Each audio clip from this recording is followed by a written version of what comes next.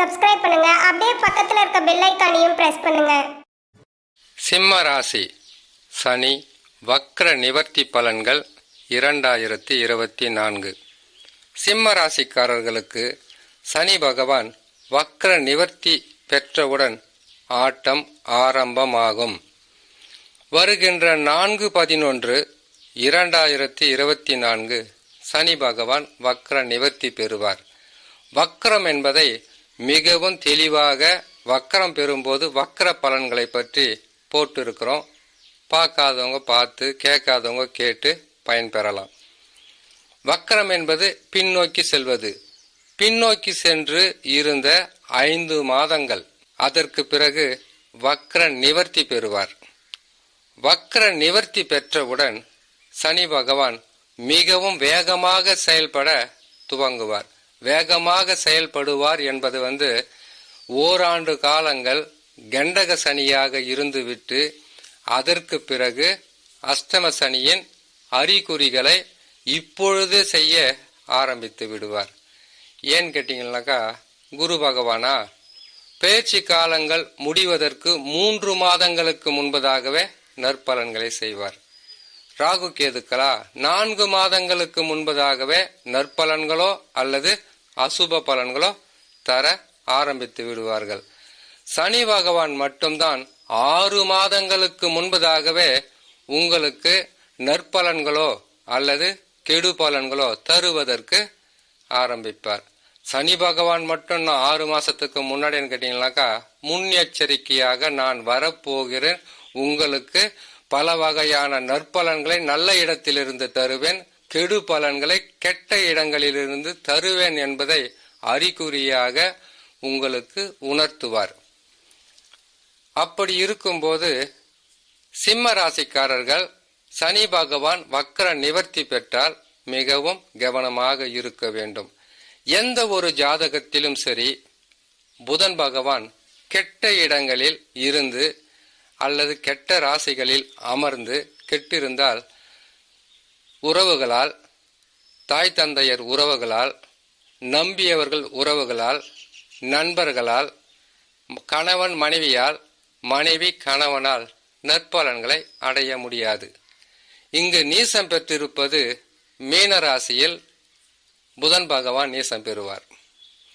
அடுத்தது மிதுன லக்னமாக இருந்து 8 அமருவது, 6 அமருவது.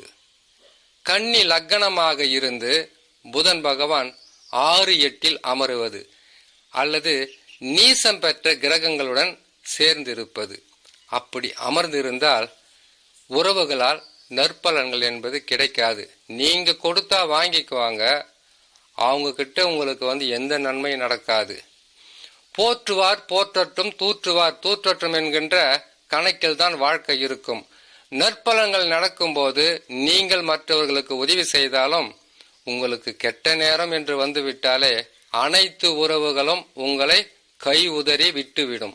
ஆகையால் புதன் எந்த ஜாதகத்தில் எந்த ராசியாக இருந்தாலும் புதன் பகவான் மீன ராசியில் நீசம் பெற்றிருந்தால் மிக கவனமாக இருக்க வேண்டும். நரம்பு சம்பந்தப்பட்ட நோய்களும் அவ்வப்போது வந்து போகக்கூடிய காரணமாக இருக்கும்.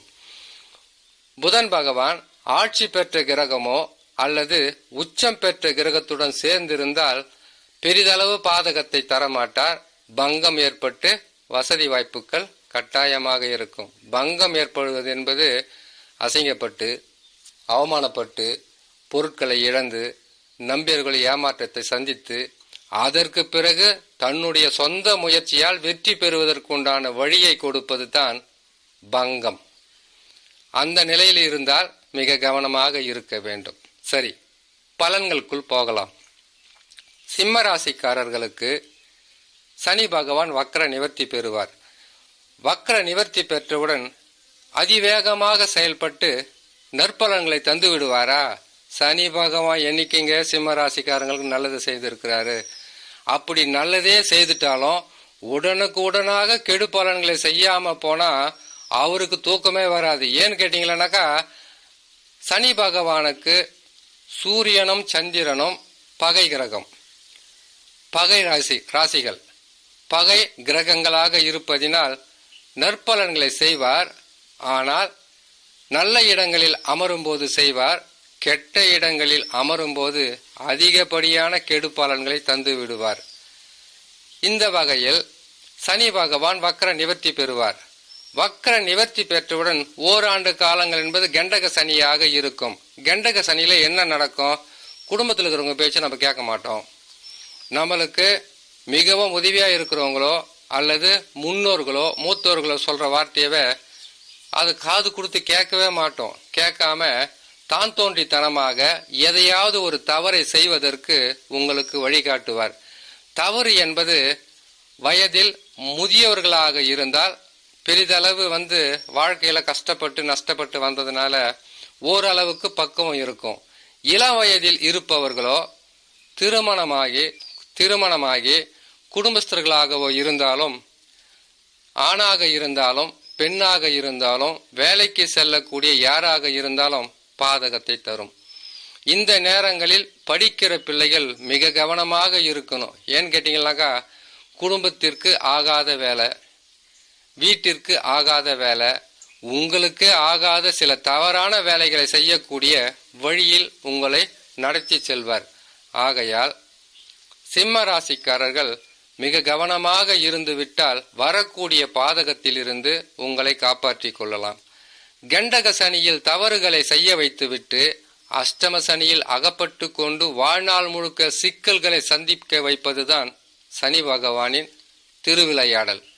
ஆகையால் சிறு தவறாக இருந்தாலும் பெரிதளவு கஷ்ட நஷ்டங்களை கொடுத்துவிடும் என்பதனால முன்னெச்சரிக்கையாக சொல்லக்கூடிய பதிவாகவே இருக்கும் இந்த பதிவு. அதிகமாக கடன் வாங்காதீங்க.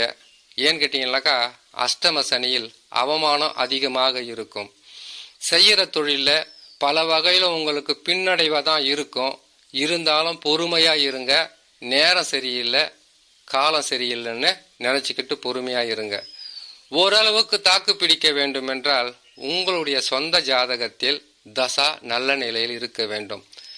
7.5 சனி, அஷ்டம சனி, கண்டக சனி, அர்த்தாஷ்டம சனி வரும் காலங்களில் சூரிய தசா இருக்கக்கூடாது, ராகு தசா இருக்கக்கூடாது, கேது தசா இருக்கவே கூடாது. அப்படி இருந்தால் கஷ்ட நஷ்டங்கள் அதிகமாக இருக்கும். செவ்வாய் தசா என்பது அதிகப்படியான பாதிப்புகளை கொடுக்கும்.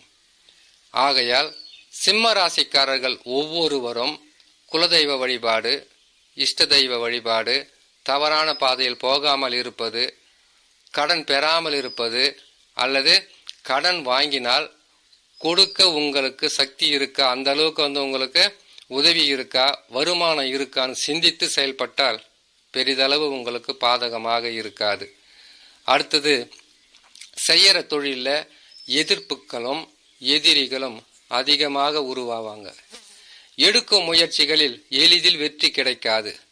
குடும்பத்தில் உங்களை கொஞ்சம் கொஞ்சமாக வெறுக்க ஆரம்பிப்பாங்க, உதாசீனப்படுத்துவாங்க. மனம் கஷ்டப்படும் அளவிற்கு சிம்மராசிக்காரர்களை மற்றவர்கள் சில வார்த்தைகளால் புண்படுத்தக்கூடிய சூழ்நிலையாக இருப்பதினால் சிம்மராசிக்காரர்கள் உங்களால் முடிந்ததை மட்டும் செய்துவிட்டு கடனாளிகளாக மாறாமல், ஜாதகத்தில் தசா சரியில்லை என்றால் கடனாளிகளாக மட்டுமல்ல நோயாளிகளாக மாற்றும், ஆதரவில்லாத மனிதர்களாக மாற்றும், செய்யும் தொழிலில் வருமானம் இல்லாத தன்மையாக இருக்கும், குடும்பத்தில் சந்தோஷம் இருக்காது.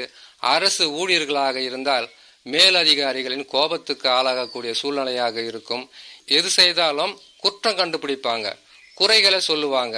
பல வகையிலும் பிரச்சனைகளும் தொந்தரவுகளும் தேவையில்லாத குழப்பங்களும் வரக்கூடிய காலகட்டமாக இருப்பதினால் சிம்ம ராசிக்காரர்கள் இந்த பதிவை பார்த்தால் பொறுமையாகவும் நிதானமாகவும் உங்களுடைய வாழ்க்கையில் மிக அமைதியாகவும் இருந்துவிட்டால் பாதகங்கள் இருக்காது.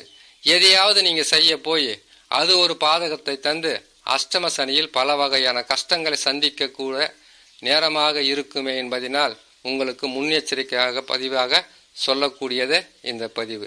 சிம்மராசிக்காரங்க என்ன செய்யணும்னு கேட்டீங்கன்னாக்கா, பொறுமை நிதானம் மிக அவசியம். அது உங்ககிட்ட சுட்டு போட்டாலும் வராது. கெட்ட நேரமாக இருப்பதினால் மிக கவனமாக இருங்க.